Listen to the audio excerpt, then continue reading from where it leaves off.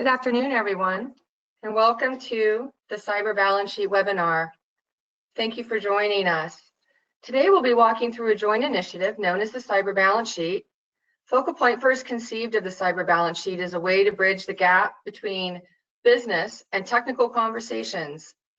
These are conversations happening every day that many of us experience around cybersecurity.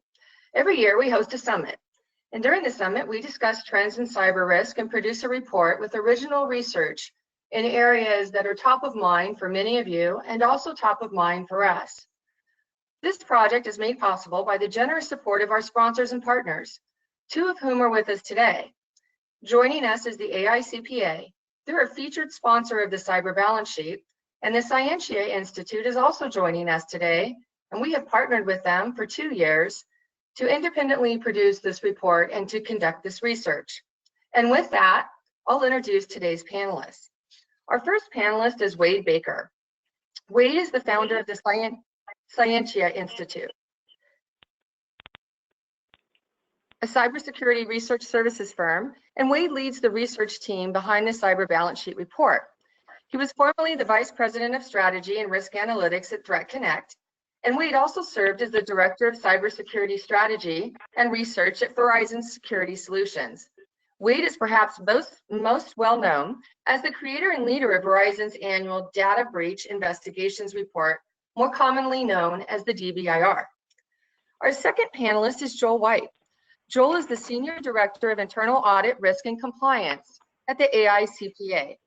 Joel is responsible for working closely with management and various governance committees to understand and respond to organizational risks, strategic initiatives, and compliance requirements. Prior to joining the association, Joel worked in various internal audit and advisory roles at Duke University and Health System and Grant Thornton LLP. And yours truly is Yvette Connor. I am the Chief Risk Officer at Data Risk, and I'm also pleased to join you today. Before we get started, a couple of housekeeping rules. First of all, we are recording this session. Second of all, we'll be holding a Q&A following the session. If you have questions as we go, and we encourage you to ask them, please feel free to enter your questions into the GoToWebinar dashboard, and we'll get to them as quickly as possible once we reach the end of the webinar. And with that, I'll turn it over to Wade. Thanks, Yvette, and hello, everybody. Thanks a lot for sharing your time with us this morning. I really enjoy this line of research. I think it's very important, and since I've been involved with it, it just seems to be increasingly more important as we go along. So what I'd like to do here first is recap for those of you that are perhaps unfamiliar with the Cyber Balance Sheet.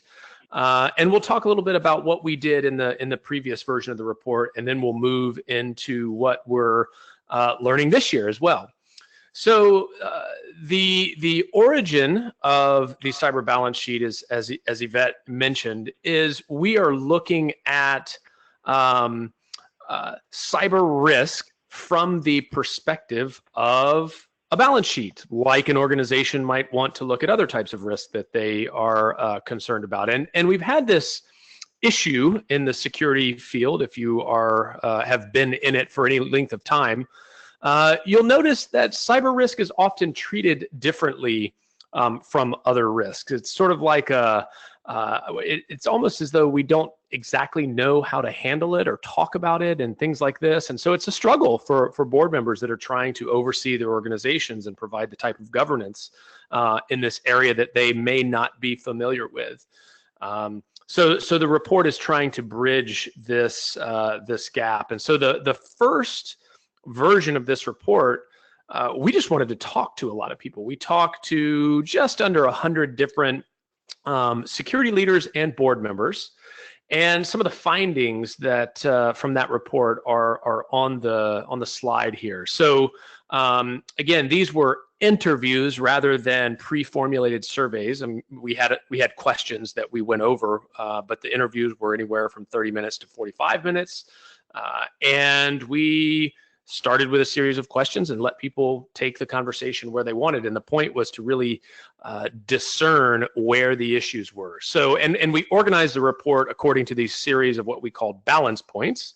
The first one being, we just asked interviewees, what is the primary value of cybersecurity to the business? That it seems like a simple question, but if you go back and read that report, you might be surprised at the range of answers that we got. Everything from security, offers guidance to the organization about how to conduct business, or we enable the business, or we protect data and protect the brand, et cetera.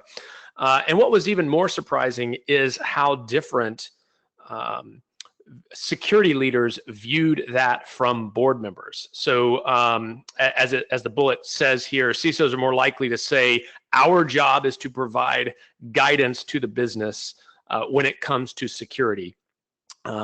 Whereas board members were just, hey, keep us out of the papers, protect the brand, protect our data. It's very, very specific in their mind.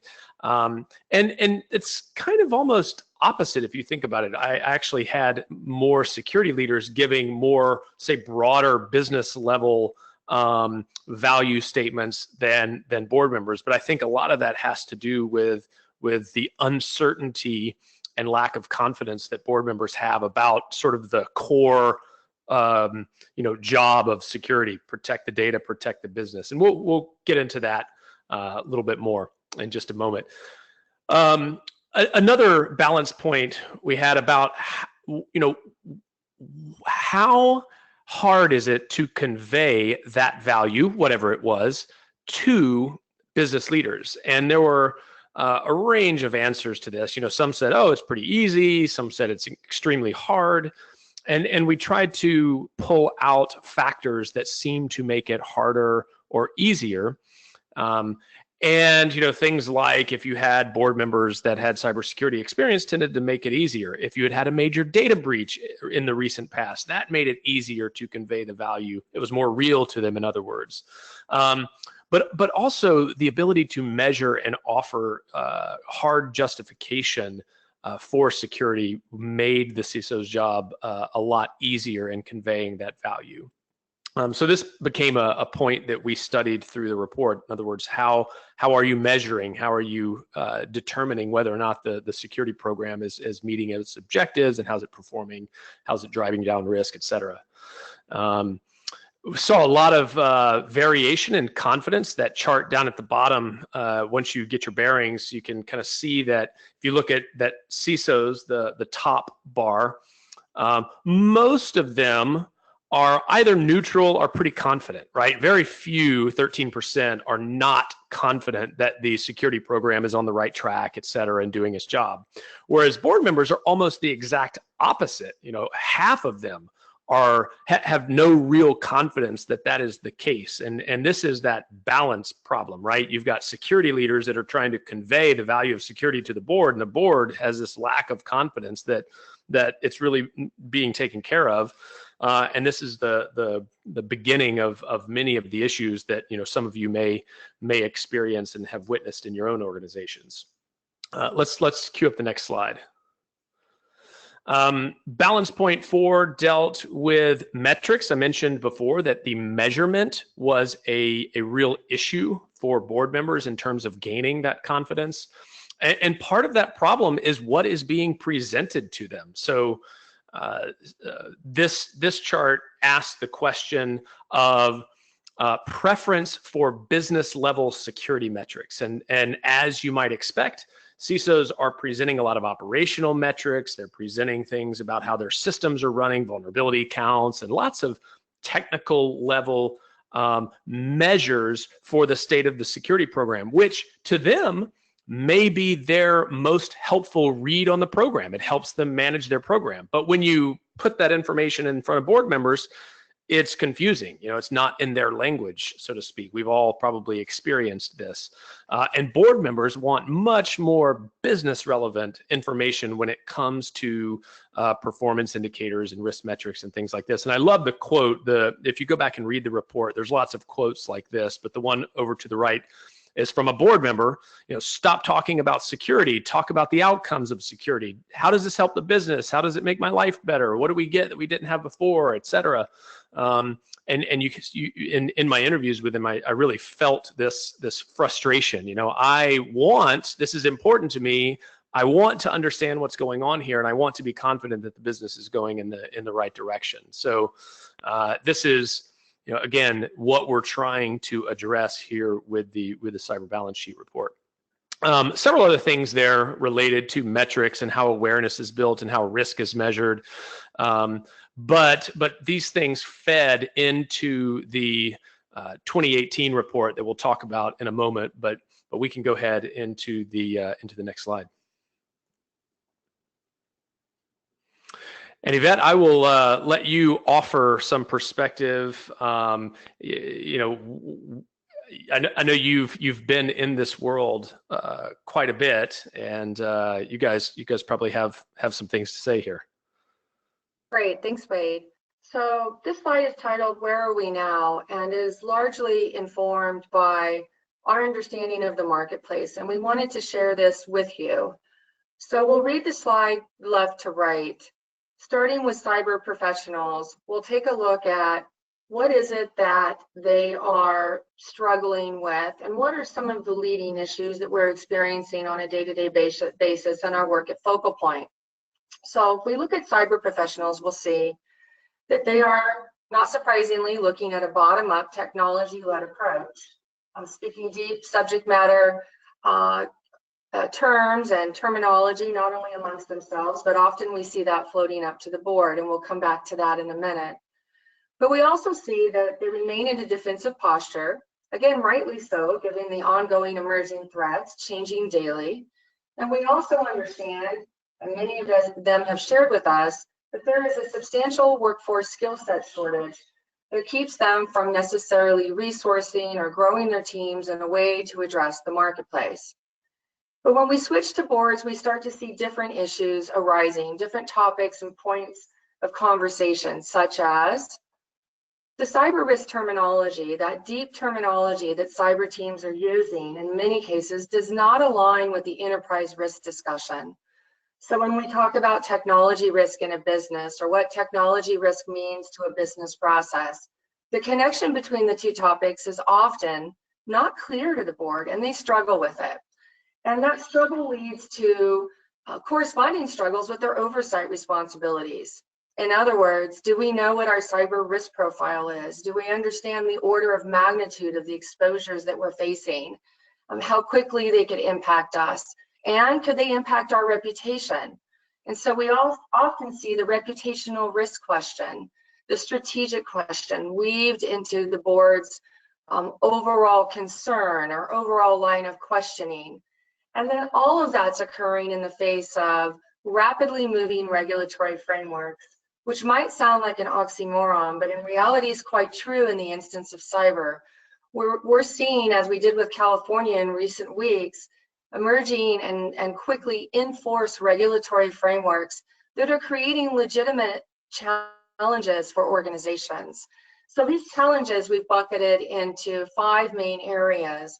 The concern around wasteful investments, in putting our money, growing our business, enabling value for shareholders or other stakeholders in a way that isn't wasteful. Making sure that we're not surprised, unduly surprised, negatively surprised by things that could be substantially detrimental to the business, either from a process standpoint, a reputation standpoint, or both. And if it's costly where it's putting net income or share price or a percent of revenue at risk in such a way that the business model could ultimately be threatened or materially harmed, and that these regulatory actions create a lot of additional work in many cases where organizations have to sit with regulators and explain that cyber risk profile and try to quantify the cyber risk profile in the face of regulation that's changing, and often in cases working with regulators who they also currently do not necessarily understand all of the inner workings of what it is that the regulations seek to solve. And then last but not least, there's insurance. There's the instance of looking at, well, can we transfer this risk? Can we hedge this risk? And then understanding, as you look at insurance coverage, as you look at insurance prices, and as you look at insurance limits, what should we buy? Why should we buy it? And what is the ultimate value that we might gain from buying it? So as you can see, these are heady questions, big questions, and questions that this research intends to peel away layers on so that we can leave you with some actionable insights.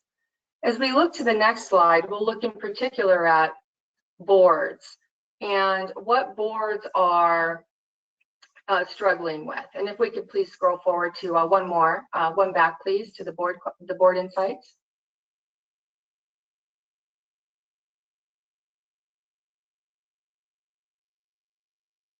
On the insights from the boardroom, we see that we have 6 key questions, and I won't run through them. You can read them on your screen. But these are specifically focused on the board aspect. Again, reiterating the insurance question, but as you move across the right and read these, look at how strategic they are in really trying to interpret the gap, I would say, and Wade would agree, the gap between the cyber risk topics that are discussed at often very technical levels and incident levels and the strategic questions coming from the board. And this, in effect, is the chasm, really trying to understand how much risk, what is the difference, how do we solve for, and what benefit will we gain? So as we look at the next slide and we move into this year's findings, what we're now looking at is what's needed.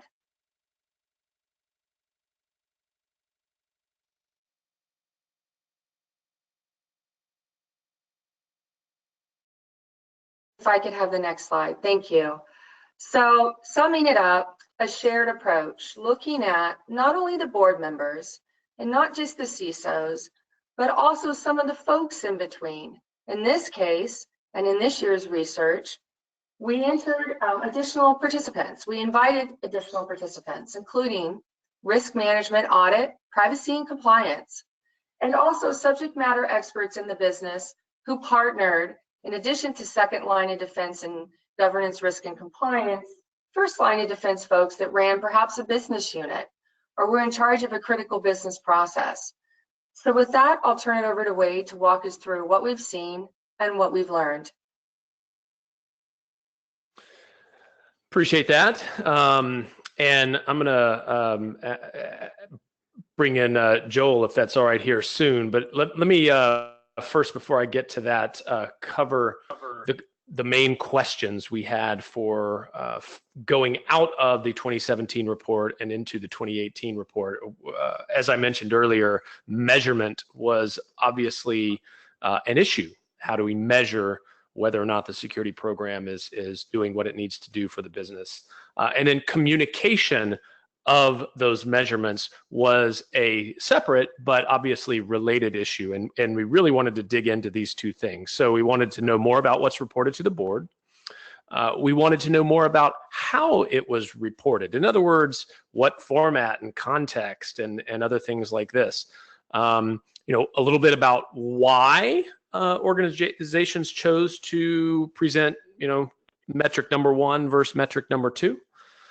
And how are these things are viewed by directors and other non-security executives, as well as one thing we were very much interested in is how does all of this differ across organizations of different types and sizes? Because we got this sense in talking to participants in the first report that what might be important to one organization may not be important to the other in terms of really having confidence that security risk is managed. And that makes complete sense. But again, we want to know a little bit more about why, and what types of organizations share different risk profiles and things. So if we can go to the next slide, this is where I'll ask Joel, if you don't mind sharing your opinion. We tried to get a range of titles in an organization. Obviously, security executives or CISOs are very much participants in this. But if you can look across those other roles, you'll see lots of different types of people participating, including accounting and groups like this. And Joel, I'd be interested in your take on what is important in all of this to you. Do you have burning questions? Do you hear from members, people you work with, that from that perspective, what are the hot button issues, if you will? No, I mean, I think, the research kind of highlights this, and kind of some of the key takeaways that I've gotten out of it is just there's truly a disconnect between what's being shared with the board and what the board is wanting to understand or get out of it.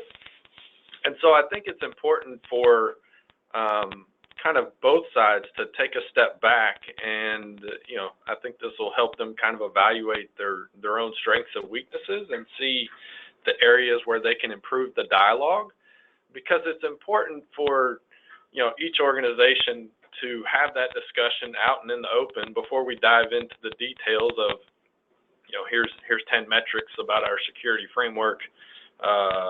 But before you get to that, what is the board looking for to understand, as well as for the CISO to take a step back and provide some background about what are our key assets that we're trying to protect, where do they reside, and some of that education to baseline for the board members to then be able to have some of the more complex discussions and relate it to the brand and the strategy of the organization.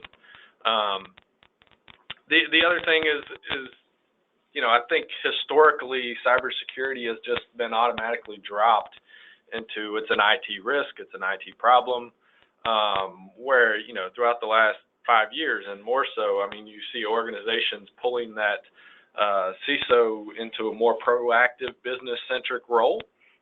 Yeah. Because the impact can be huge, particularly at these startups and tech, fintech, et cetera, companies where IT is the core of what the business and the strategy is, and they need to be partnering across the organization, not just putting them in isolation, if you will. Another item that we've kind of picked up on kind of through the research is that IT somewhat has the historical nature of relying on very technical aspects and implementing solutions, where I think some of what this needs is some, how do we frame it? How do we track it? What are the key metrics that we care about? And where I think your risk management accounting individuals can kind of help partner with the CISO to build a framework that's somewhat comparative to, if you think about the board members constantly get information on the company financials. So you kind of want to build that iterative process to where cybersecurity is being communicated in a way that is understood. So to do that, you kind of have to do quite a bit of education and build that framework out so there's a common understanding around what are the baseline, what do we care about, how do we compare against other organizations. Sure. And maybe it's a independent kind of review and some common controls to know that these are ultimately what's most critical to our cybersecurity risk management. Yep, good points. You mentioned several things there that kind of carry over into these results, and we'll start with the next slide. You mentioned that a small fintech organization may have different struggles and needs and goals when it comes to cybersecurity, and therefore different needs when it comes to measuring and communicating that as well. And that's something that we really wanted to look at this time. So when this report publishes, which is soon, we demonstrate that, like, if you just look at an industry perspective, for instance, let's say we take all financial organizations, which is a mix of fintech, insurance providers, large banks, small banks, it's all over the place. It's a very diverse group. And it's difficult to just sort of treat it all as one thing, because they might all have completely different business models. They might have different perceptions of risk and all kinds of things. And so we wanted to try to draw some of that out this time. And I think this gets to several things you mentioned there, Joel. One, we asked organizations, we did ask their industry and their size, of course, But we ask these three things that we'll call organizational drivers. In other words, what is your growth strategy? Is it on the conservative end or is it aggressive? So to go back to the fintech example, you might expect that to be aggressive growth, especially if they're a small fintech startup and they're trying to get out there and make a name for themselves. So they might have very aggressive growth strategy. Second there, what is the organization's risk philosophy? Is it very averse or are they risk accepting or risk seeking? And you can see there's a kind of a blend here, right? We have some more on the averse side, some on the risk seeking side, but this makes a big difference in terms of how you view cyber risk and how you manage it. And then as well on the right there, the regulatory requirements on the organization, are they minimal or extensive? And again, these things make a difference on the way we view cyber risk. So these are segmenting variables in a lot of the things that we do in this report. In other words, do regulatory requirements, if you're an organization that has extremely high regulatory requirements, does that change the way you view metrics and that kind of thing? So it's pretty fascinating that these things can carry through. Let's go to the next slide. So this again is a relatively simple question. Where does cyber risk rank compared to other risks? There's lots of different types of risks that organizations are dealing with. And if you look at the quotes that come from this year's participants, you kind of get a sense that the two people behind these companies represented there are in a different place. The first one, cyber risk, top 3 risks for the company. It's intrinsic to everything we do, et cetera. And we know it's important. The other one is kind of, we're a mining company and it's, we have other things to worry about, is kind of their attitude. Not to say it's unimportant, but it's not existential. And again, these things are reflections of those business drivers that we saw in the previous slide and other things going on at these organizations. And so when you look at that just across everyone, we tend to rank cyber risk toward the top, not at the top in all cases, usually not at the bottom, but toward the top. And this is very, it coincides well with other things I've seen that report cyber risk as a leading risk when you look at all types of risk. But we have definitely noticed this changing based on lots of different factors, and that's one of the things that we're really exploring this time. And again, I don't know, Joel, do you have any insights here? I'm always interested in the views of people of different backgrounds and persuasions. Do you view cyber risk when you're thinking of, hey, what are my chief concerns when it comes to the financial health of the organization? Is it up there? No, it's definitely up there. I think honestly what a lot of organizations do still is, and it kind of pertains to this research, is that, it's tough, it's sticky, we're not really sure where it fits, it's mentioned everywhere, it should be near the top, but it's definitely not the top. And so they kind of rationalize it in the top 5, if you will, to make sure they're mentioning it, but kind of struggle with making it the top one because they better are able to understand and articulate those and what they're doing. That's kind of the trend I see in businesses I interact with. Yep.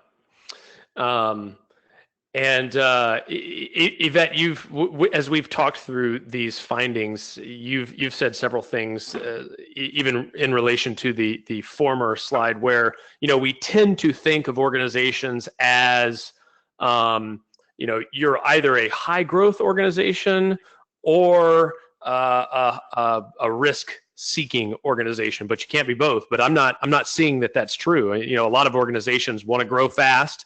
They're aware of risk. They have a lot of regulatory requirements, and they need to balance all of that stuff and make it happen. And I know you've expressed that. Do you have any thoughts on along those lines? Yeah, I think that when you and I chatted about this before, the one thing that really stood out to us was who are the folks that are citing toward the bottom and at the bottom, and you know what's quote unquote sort of unique to them given this distribution. And we've chatted about risk maturity, right? That organizations that are further along in understanding cyber context, technology context, and what it means to the business tend to rank it higher. And we may not always see that by size and, to your point, by quote unquote growth, but we do see heavy correlation with regulation. And so that's another factor in this, that if an organization is part of an industry that's more regulated on cyber topics, then is that maturity happening quicker? And as we move through, I know some of the additional slides, I think we're going to see some of that really pop out, but that's been a leading thesis I know that you and I have been paying close attention to as we look at these results. No, and that makes a lot of sense. I mean, I think particularly those large public companies that are highly regulated have fairly good frameworks in place. I think the interesting thing will be, you know, the possibility of more cyber regulation over time, particularly in the middle market companies that are kind of at risk, and kind of bringing them up the maturity model in their cybersecurity efforts. Yep. So let's look at the types of things that are being presented on the next slide. If we oops. In the last report, we presented a set of different types of metrics. I'm using metrics very broadly here, and it'll come back up in just a moment, I believe. But if you think, okay, what is being presented to the board and to other business leaders in terms of the security program, incidents are one type of thing that some may wish to present. Yeah, a lot of discussion around cyber threat trends, risk appetite and exposure, program maturity, the status of various systems and other operational metrics, compliance status and findings or maturity levels, things like this that you're now seeing on this slide. And I know this chart is a little bit weird, but let me talk you through it because it says a lot of very interesting things when you kind of let your eyes adjust. So first of all, those categories of metrics that are often reported to the board are on the right. We provide definitions of these in the report, so don't worry if they're not immediately intuitive, but hopefully you get some gist of what's being communicated there. So the leftmost side of that chart is the ranking of which of those are reported most often. So number one most reported type of metric is security incidents and losses. Number two is that yellow line, which traces over to security program maturity and effectiveness.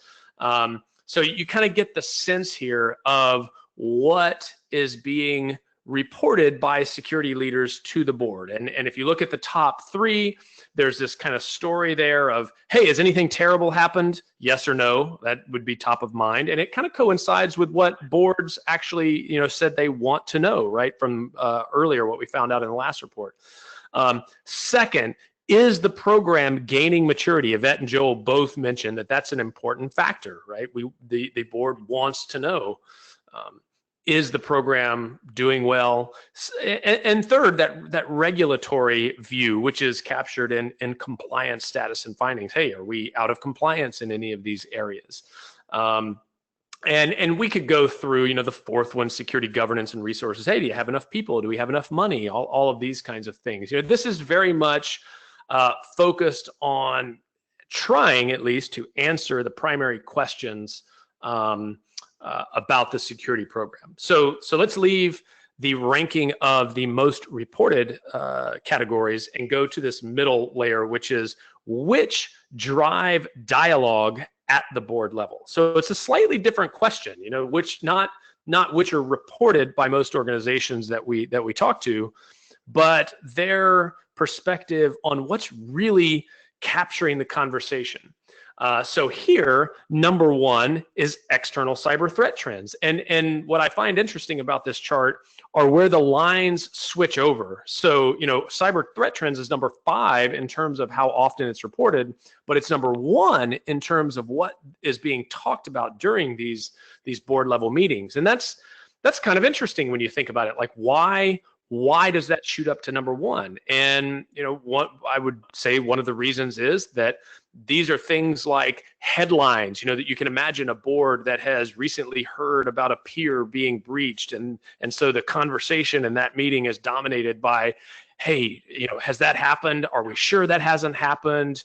Could it happen to us? What are we doing to prevent it? And all of these other kinds of things that would fall out of that conversation. So these external cyber threat trends become very important for driving those conversations. And if you are a security leader who has not put that on the list or high on the list, you're going to get drilled about that, right? You're going to get a lot of questions, and if you can't really answer them, that's going to reduce that confidence level and increase that confidence chasm that we've already talked about. So, a couple others that are interesting because they change. Risk appetite and exposure really goes up the list. It's on the bottom half and it moves to the top half. And third-party risk goes up from dead last in terms of how often it's reported to middle of the pack in terms of, hey, what is our risk, cyber risk related to third parties? We have a lot of suppliers, we have a lot of vendors, we have a lot of people that are reaching into our systems to manage them. What is that doing for our risk profile? A lot of these type questions. And then on the opposite side, you see a lot of lines that show a downward move from reported to dialogue, such as program maturity and effectiveness, which quite honestly is curious to me. Same thing with compliance findings. Those tend to not drive the conversation. That doesn't necessarily mean they're not important. You can see they go back up a little bit in terms of value on the right side. But it might be something like this. Hey, where do we stand in relation to this compliance standard we have to meet? Okay, great, let's move on. Let's move on to the things that are really worrisome. So, and then on the right side, you have value ranking. What are considered to be overall the most valuable metrics from a reporting standpoint, and security incidents and losses, external threat trends, governance and resources. So you get all of these show a slightly different picture when it comes to reporting for the security program. And hopefully this visual kind of ties it together and shows you how they move across. But a lot of people will just ask, hey, what do you report? What should we report? And it's you might get a different answer based on whether you're trying to drive conversation, whether you're trying to provide value.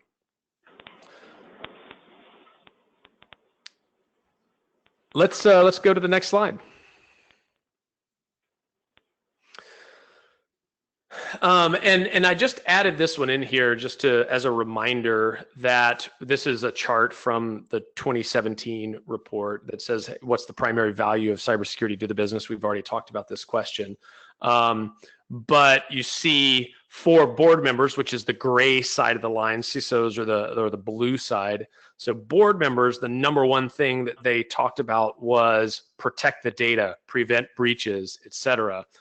And both of those things line up very well with those categories that we were just showing of incidents and losses and external threat trends. That's driving the dialogue from their perspective. So making sure that A, we haven't had anything terrible happen, and B, based on what we know about what's going on in the world, nothing terrible is knocking on the door is two things that'll ease their mind substantially. Next slide. So I am always fascinated with how risk is communicated, and both Yvette and Joel have said things about this, and I'm going to let them share their perspective on this slide. But again, for me, this is very important. How are we communicating cyber risk? So you could get very technical in that description, but we sort of boiled the answers down into these 4 very broad buckets. You're either giving a narrative or a story that has nothing to do with numbers or any sense of objective measurements. You're just, hey, we think this is high because this and this and that kind of thing. This is on our radar. We're worried about this. That's the top one. Second, we do see categorical or ordinal scales, high, medium, low, severe, whatever it is. But there is some sort of scale that is tracked over time, and you might see we've moved from medium to high or medium to low, but it's quote measured in that way. That seems to be what most people are doing. And then the next one is a numerical score. So you've probably seen, we are an 8 out of 10 in cyber risk, or 90 out of 100. And the thing that is that has a sense of measurement, but it's really still not a quantitative form of risk estimation. That one is the last one. Are you presenting risk in terms of probable losses, value at risk, or some other recognized measure of how other risks to the business are presented? And that's less than 1 in 5. So the takeaway for me in this slide, the majority of the time for most organizations, we're presenting cyber risk qualitatively. And I think that has a lot to do with just the challenge of quantitatively assessing and measuring and presenting risk. But this is one of those areas where I think we have a lot of maturing to do to catch up. And especially Joel, I'm curious with your background. Are you impressed or satisfied if cyber risk is quote high, or do you want something a little more substantive there? No, I mean, I'm not too surprised by any of this at the current state. I mean, I think the narrative and the story adds a lot of depth to the conversation and helps kind of educate board members on where we are versus just saying it's high and it being completely subjective. I do think over time you will start to see more ability to move to a numeric or estimate based on, a lot of it will be from the cyber insurance as we start to see more companies get that, and cyber insurance claims losses, things like that. You'll be able to add values to things like that. I do think certain industries are better at others, banking, insurance, things with largely numeric and analytical information. Yep. Yeah, we saw that in fact. But I mean, not normal. Some industries are going to struggle based on being able to quantify it, and so really that narrative and that open discussion between the security and the board to understand and come to some agreement on how we're going to track this risk and communicate it. The same would go with kind of the metrics. I mean, metrics can tell a variety of different stories, and what someone finds valuable in one metric doesn't mean anything to somebody else. So it has to be an open dialogue and education to ultimately the goal is to provide kind of transparency into the org of what that cyber risk truly is and how they're managing it, because there is a lot going on. Wade, this is Yvette. I want to build on what Joe's saying quickly, and that's that the slide that you showed previously with the various lines connecting, going from reported to dialogue to value. I think the narrative has a lot to do with what's happening on that slide.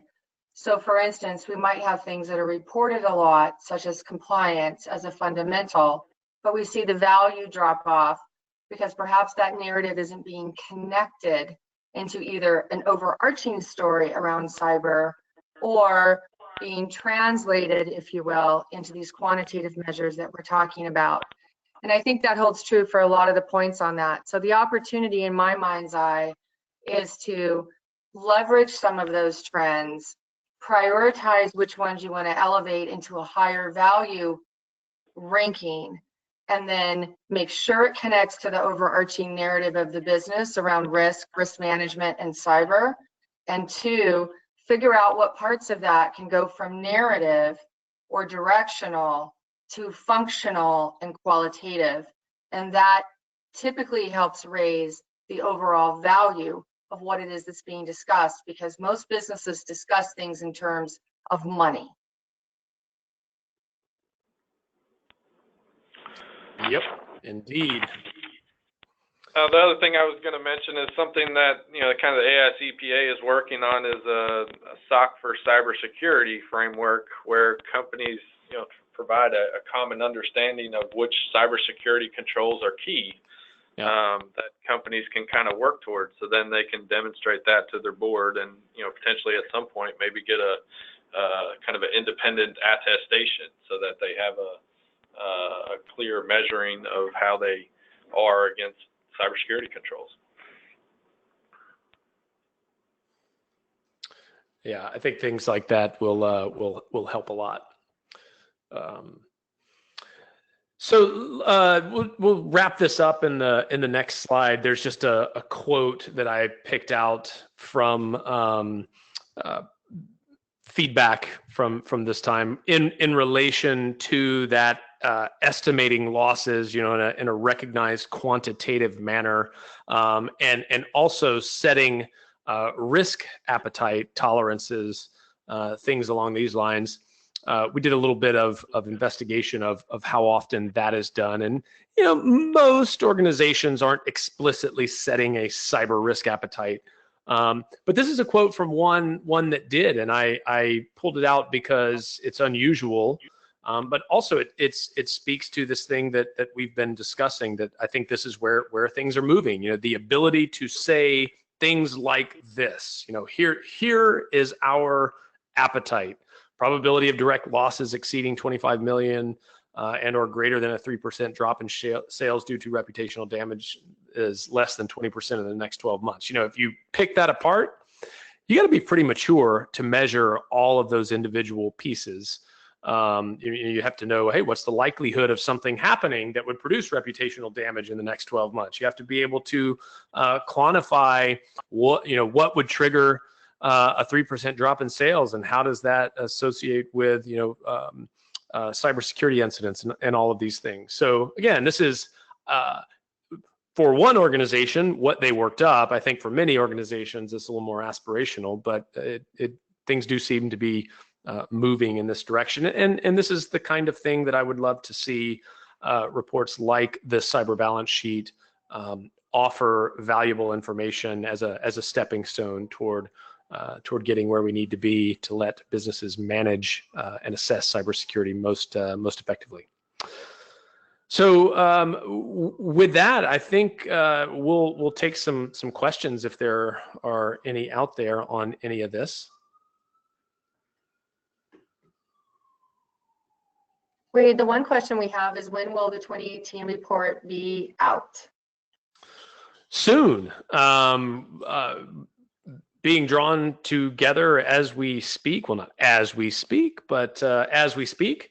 And don't have an exact date yet, but it is not in the distant future. And a lot of these things are final numbers in terms of what those are, and the report will slice and dice them in different ways that I think will make it pretty interesting.